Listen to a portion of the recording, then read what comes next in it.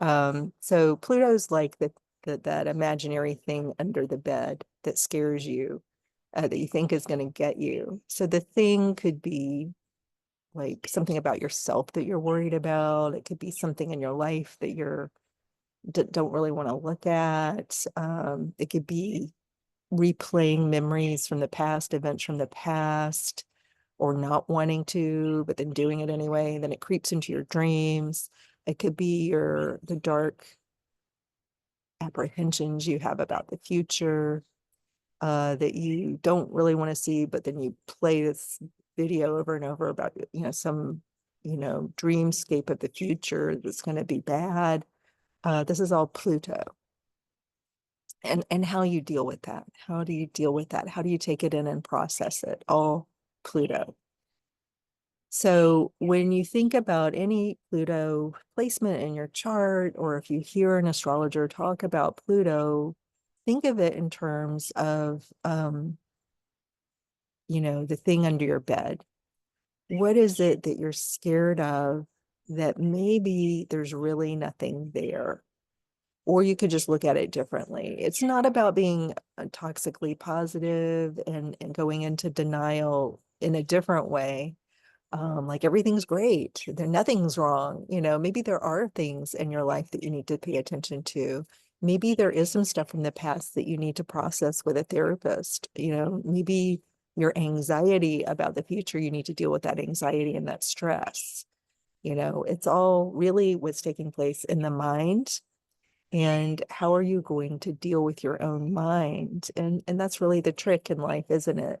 How are you going to deal with your own mind? So the answer is not to continue to be in denial or to be overly fearful, overly reactionary, overly controlling, um, overly scared that everything's running out of control, or the flip side being, overly positive to the point of denial.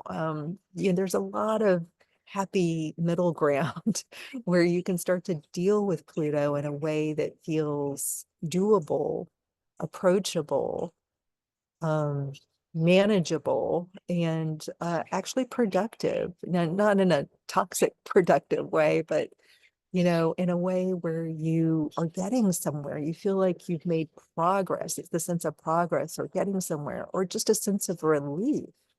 Like you don't need to, actually be productive and have something to show for your work with Pluto, but it's an inner feeling. It's an inner territory. It's a feeling state more than anything else that one is going for with Pluto when you want to manage it well. And that is really managing your stress levels, managing your fears, and how you what your mind is doing at any one time, paying attention to, are you replaying the most painful things from your past over and over again, like a bad movie in your mind all the time? How can you retrain yourself not to do that? Or, a lot of people are playing the futuristic doomsday kind of scenario film in their head over and over. How can you manage that and stop doing that? Because those two movies that you might be playing are painful and they hurt. And that's where Pluto can kind of press down on you.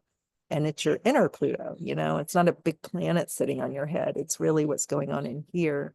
So how can you manage that is the big question. And there are ways to do it. I got certified as a coach because I use coaching tools to deal with my own Pluto stuff. And I thought it was so powerful, way more powerful than understanding what Pluto is as a planet or the symbolism for Pluto. Way more powerful were these very simple coaching tools that I used. And you can retrain and reprogram your own mind and take control, so to speak, of your own mind, but in a way that brings relief. And that's what people are usually seeking when they're dealing with Pluto, is some relief. They just want to feel better. It's a feeling state. All right. Take care, guys.